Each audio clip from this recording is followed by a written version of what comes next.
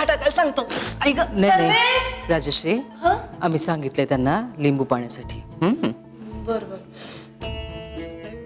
दुखतंय तर विश्रांती घ्या. घरभर का फिरताय तुम्ही? अहो साहेब, असं कसं? अहो मोठ्या सुनेला धाकट्या सुनेसारखं असं ताल सोडून वागता यायचं नाही. आणि ढाले पाटलांच्या मान मर्यादा राखल्याच पाहिजेत आम्हाला, मोठी सून म्हणून. मग किती पण त्रास होऊ दे. हा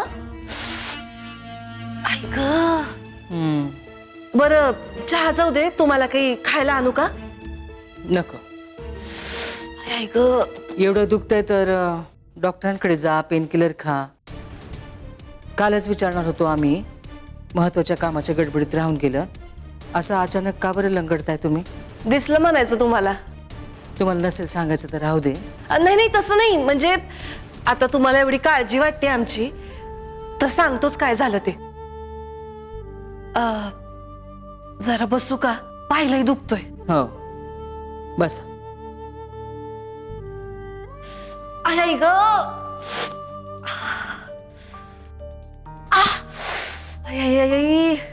बोला. खरं तर आम्ही कुणाला सांगणार नव्हतो आईसाहेब. विष पिऊन आपलं गप्प बसणार होतो. आमचा स्वभावच नाही ना अशी कुणाची चुगली करायचा. पुढे.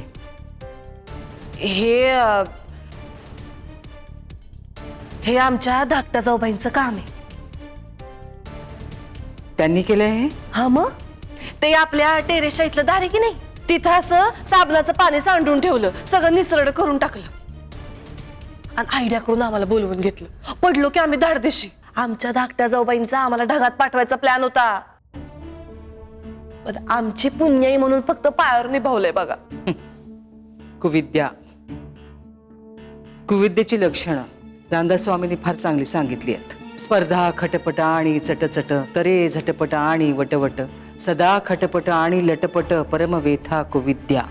हा म्हणजे ही कुविद्या आमच्या त्या असं म्हणायचंय का तुम्हाला आईसाहेब? नाही राजश्री, तुमच्या नावडत्या जाऊबाई या बुद्धीने कमी आहेतच, आगाऊ आहेत, महामूर्ख असतील.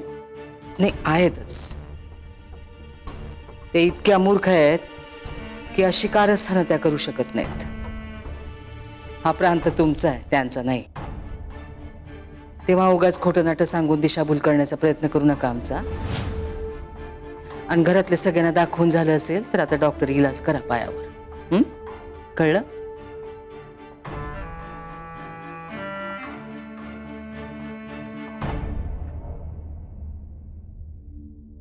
छान.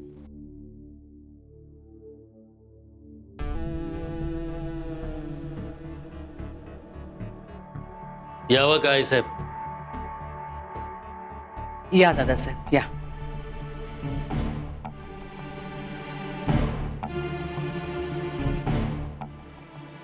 उशीर केला आज? जरा लांबली मीटिंग, 10 मिनिटापूर्वी पोचलो आम्ही.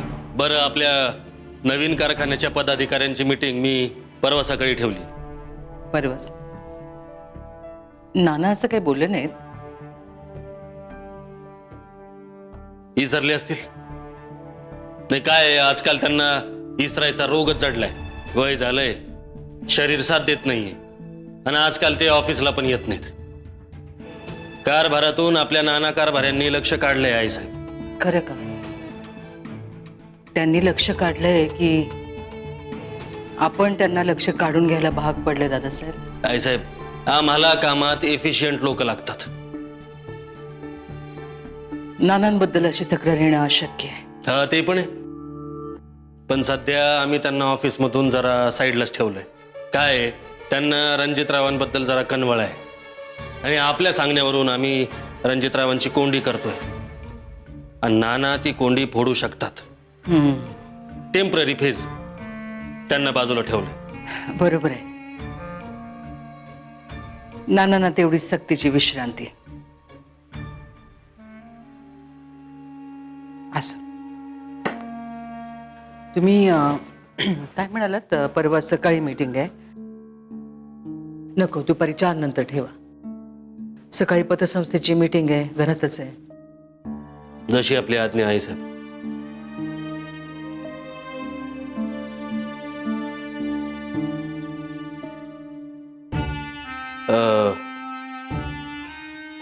आईसाहेब तुम्हाला माहिती नसेल पण एक सांगायचं होतं.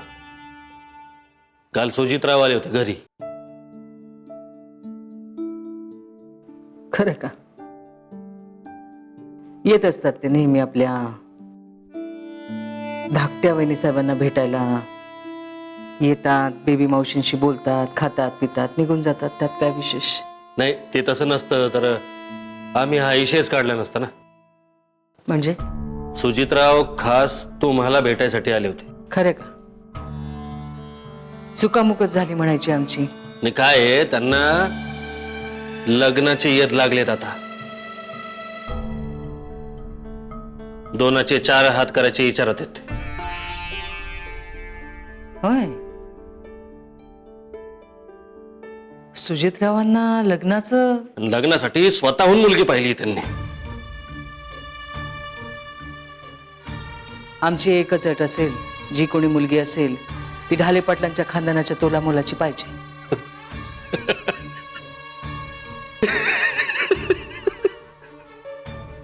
आई साहेब, अहो सुजितराव स्वतः ढाले पाटील आडनाव लावत नाही.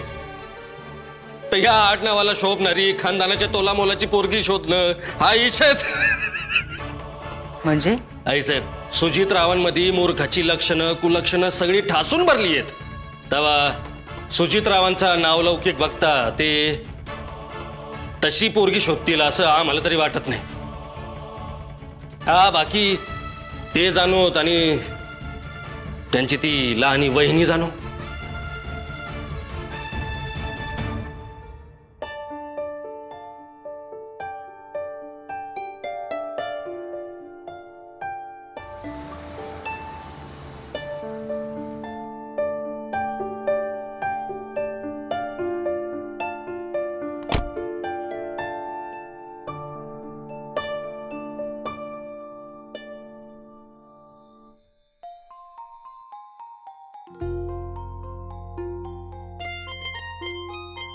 मग रणरागिनी मोहीम फते केलीस की नाही? हा मग तुम्ही सांगा, तुमचं रोपांचं काम झालं का? माझं जाऊ दे. किती झेंडे काढलेस? गाडले? अहो झेंडे तोडले तसं म्हणा. तालुक्यातले सगळे रेकॉर्ड मोडलेत मी. मग ते गोळा फेक असू दे, लांबुडी असू दे, धावणं असू दे, चालणं असू दे. मला खात्री होती. हा, खेळायचं तर जिंकण्यासाठीच हाच ऍटिट्यूड ठेवलेला बघा मी. आणि तुम्ही नेहमी म्हणता ना नेव्हर गिव्ह अप. अहो तुमचा हा मंत्र एकदम कामी आलाय बघा माझ्या. रणजित, इथे आहात तुम्ही? केशवतर्फे निरोप पाठवला होता तुम्हाला, तुम्ही खोलीत नव्हतात. इथं हे काय आहे? ढाले पाटलांच्या सुनांनी एवढं स्वातंत्र्य घेतलंय का? आता साड्या वगैरे काही नेसणार नाहीत काय? नाही आई साहेब, ते फिजिकल होत माझा आज. रणजित, आम्हाला तुमच्याशी बोलायचंय. बोला ना आई साहेब. सुजितराव लग्नाचा विचार करतायत असं कळलं. आई साहेब, तो विचारच नाही, त्याने स्वतःसाठी मुलगी शोधली सुद्धा आहे. आई साहेब, तो विचारच नाही, त्याने स्वतःसाठी मुलगी शोधली सुद्धा आहे. स्वतः? आपल्याला सांगितलं असतं तर आपण तोला मुलाची मुलगी शोधलीच असती. त्यात काही शंकाच नाही आई साहेब. पण त्याने स्वतःसाठी मुलगी शोधली ही चांगलीच गोष्ट आहे ना, अगदी एक्सेप्टेबल आहे. असं तुमचं म्हणणं आहे तर? हो. आणि आई साहेब, त्याने जी मुलगी बघितली ती खरंच चांगली आहे. तिने सुजितवर प्रेम केलंय, ढाले पाटलांच्या बॅकग्राऊंडवर नाही. खरं का? म्हणजे आपलं बॅकग्राऊंड, आपलं आडनाव हे प्रेम करण्याच्या लायकीचं नाही असं म्हणायचंय काय तुम्हाला? नाही आई साहेब, मला तसं नव्हतं म्हणायचं.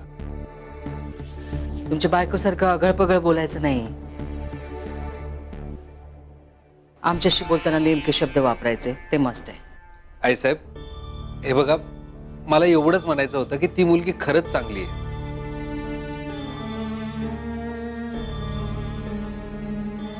अपर्णा, अपर्णा नाव आहे तिचं. तुम्ही हवं तर संजूला विचारा. सगळ्यात पहिल्यांदा तीच भेटली तिला. तुमच्या ओळखीच्या आहेत काय? तुम्ही शोधून आणली काय त्यांना?